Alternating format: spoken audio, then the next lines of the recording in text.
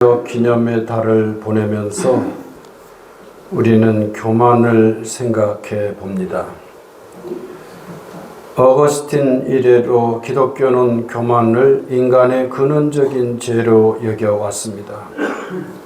하나님과 견주려는 욕망을 창세기는 극적으로 증거합니다. 그런 교만은 대화 속에서 솟아나고 있음도 볼 수 있었습니다.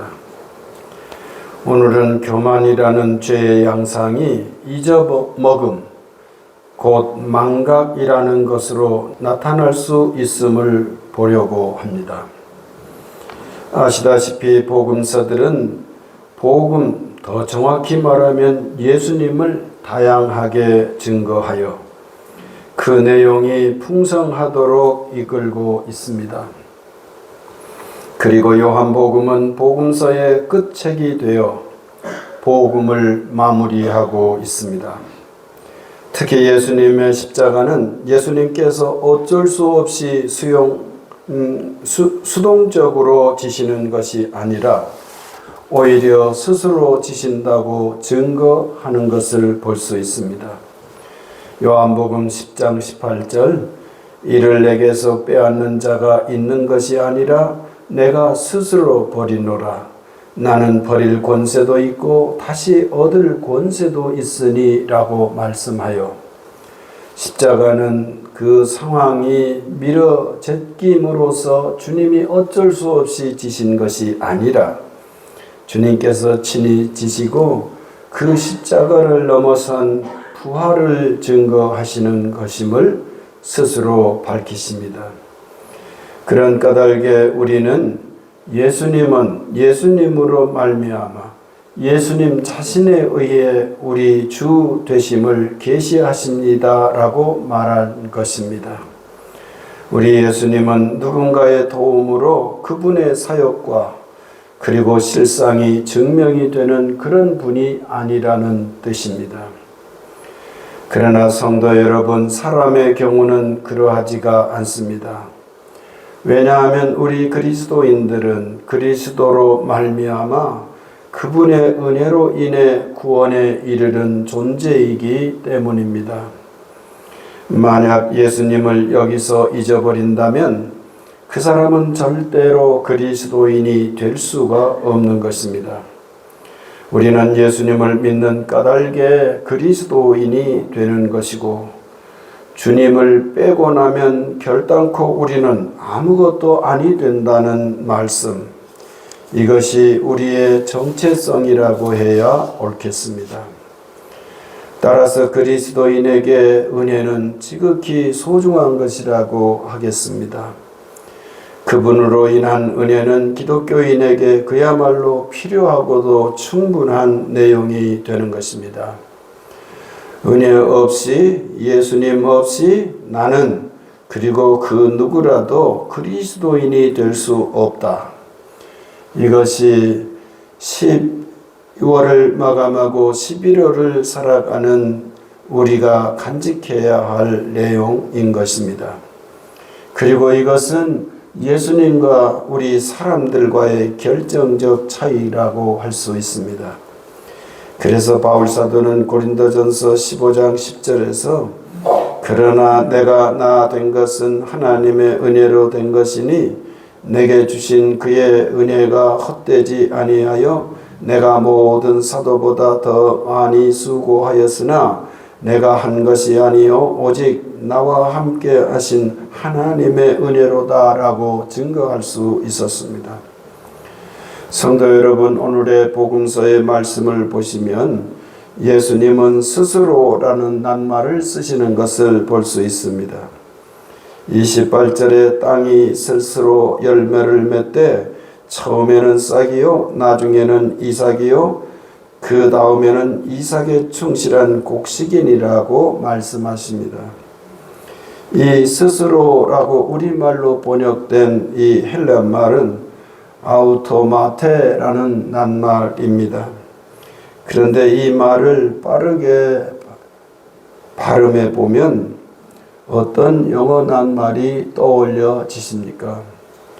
어느 목사님이 당신네 교회에서 교우들에게 아우토마테 이거를 빠르게 해보십시오. 그러면 무슨 말입니까? 하고 물었더니 예, 저는 생각할 수 있습니다. 아우토반이라고 대답을 했대. 이 사람아, 아우토반은 독일어이지 않는가? 라고 말하는 것을 듣고 웃은 적이 있습니다. 아우토마테라는 말을 이렇게 반복해서 읽다 보면 영어의 automatic이라는 낱말에 가까운 것을 발견하게 됩니다. 실제로 영어의 automatic, 자동적으로라는 말은 오늘 주님께서 말씀하시는 이 복음서, 우리의 성경으로는 스스로라고 번역된 낱말에서 뿌리를 두고 있습니다. 자동차가 오토냐 수동이냐 그렇게 물을 때 이 오토매틱을 쓰곤 하지 않습니까? 하나님 나라는 누군가가 힘을 들여서 작용해야 혹은 작동해야 움직여지는 그런 나라가 아니라 스스로 저절로 하나님 예수님 자신에 의해 이루어지는 나라라는 말씀입니다. 사람들이 부르짖는 바에 따라 만들어지는 것이 아니라 사람들의 욕망이나 계획에 의해서가 아니라 오직 우리 하나님 자신에 의해서 오토매틱으로 창조되는 그런 나라가 바로 하나님의 나라라는 말씀입니다. 제 첫째 딸이 네덜란드에 출장을 갔는데 네덜란드에 가서 여러 장소를 이동할 때 대중교통을 쓰기가 활용하기가 어렵고 그래서 소위 자동차를 렌트해야 했던 모양입니다. 그런데 그쪽 사람들은 우리처럼 오토매틱으로 되어져 있는 자동차가 거의 없고 그야말로 수동으로 움직여지는 그런 경우여서 한참이나 적응하는 데 애썼다 그런 이야기를 들은 적이 있습니다. 그래요, 우리가 작동해 주어야 움직여지는 그런 자동차가 아니라 하나님의 나라는 그야말로 오토매틱으로 움직여지는, 스스로 움직여지는, 스스로 세워지는 그런 나라라는 것입니다. 그렇다면 우리는 그저 멍하니 바라보고만 있으면 되는 것인가? 그렇게 생각할 수도 있습니다. 이에 대해 바울 사도는 쉽게 설명한 적이 있습니다. 고린도 교회에서 이것에 대해서 오해한 일에 대해 설명하는 중에 나오는 말씀입니다. 고린도전서 3장 6절 나는 심었고 아볼로는 물을 주었으되 오직 하나님께서 자라나게 하셨나니 7절 그런즉 심는 이나 물을 주는 이는 아무것도 아니로되 오직 자라게 하시는 이는 하나님뿐이니라고 말씀하여 우리가 하는 일이 필요 없다는 것 아니고 무엇이 진실로 중요한 것인지를 놓치지 말라고 하는 아주 중요한 언급을 하십니다. 하나님 나라는 바울이나 아볼로에 의해서 자라나는 것이 아니라 하나님 자신에 의해 혹은 그 나라 스스로 자라나는 그리고 세워지고 갖추어지는 그런 나라임을 말씀하십니다. 주님을 믿되 열심히 믿는 이들이 있습니다. 그런데 이런 이들은 종종 이단으로 넘어갑니다.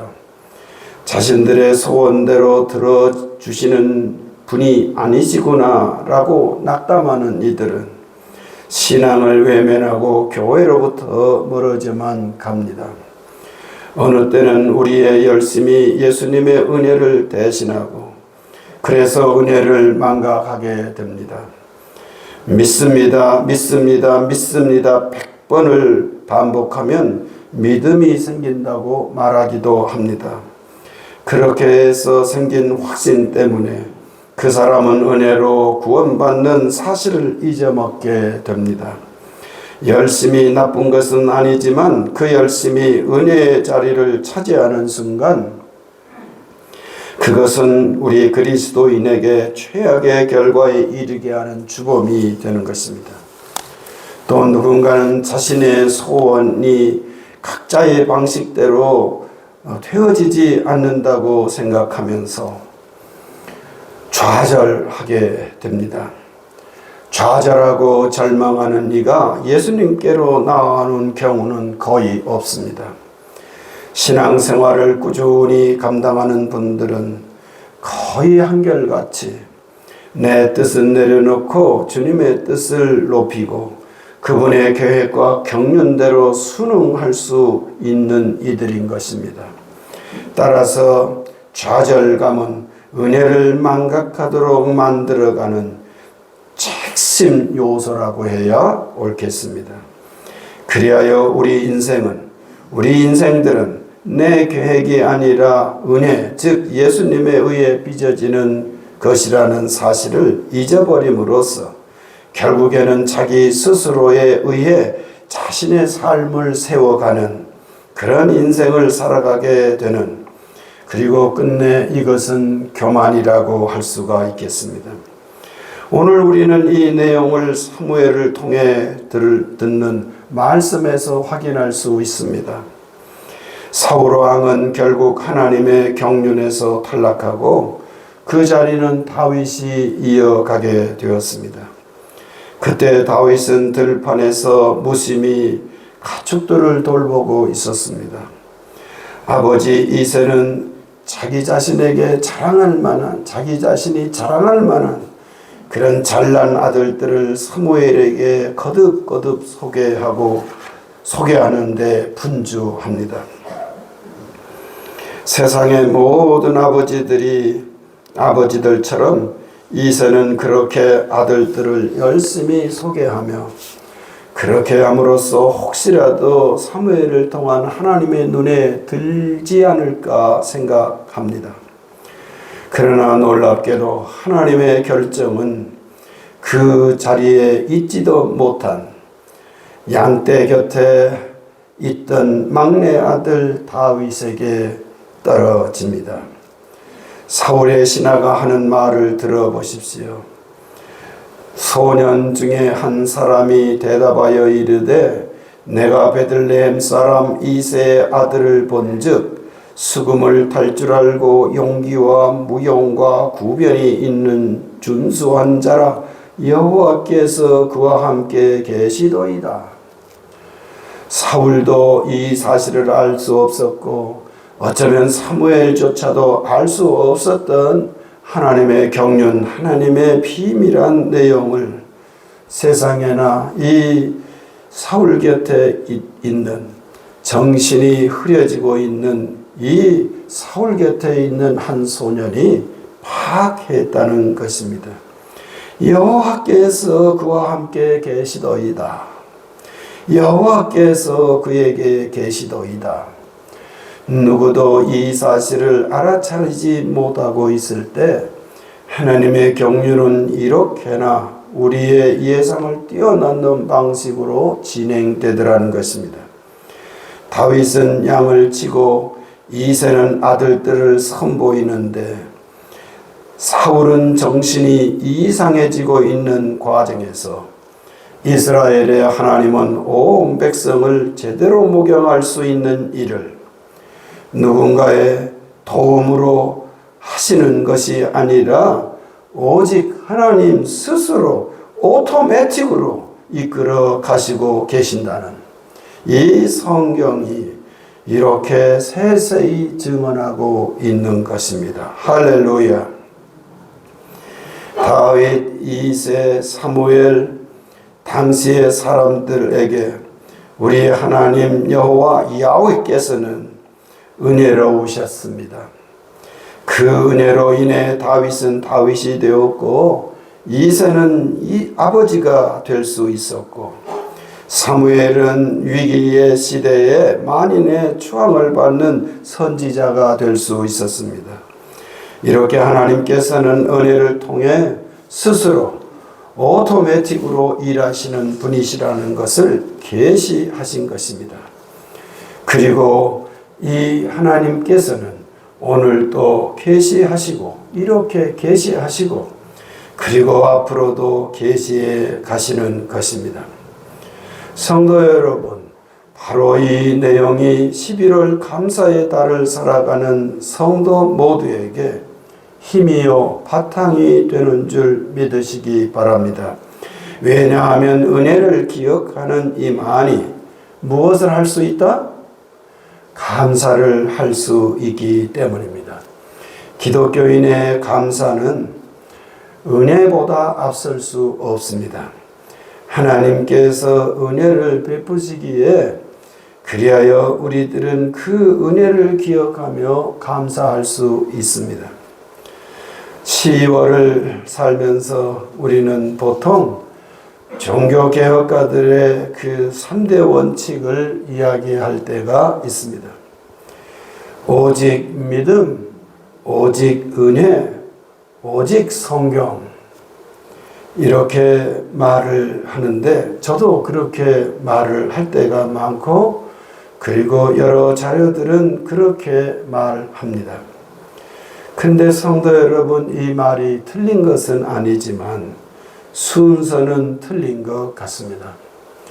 그것을 바르게 수정한다면 오직 은혜, 그 다음에 오직 믿음, 그리고 종교개혁, 우리 믿음의 선진들은 오직 성경을 통해서 주님의 구원 사실을 확인하며 자신들의 삶을 거기에 맞출 수 있었습니다.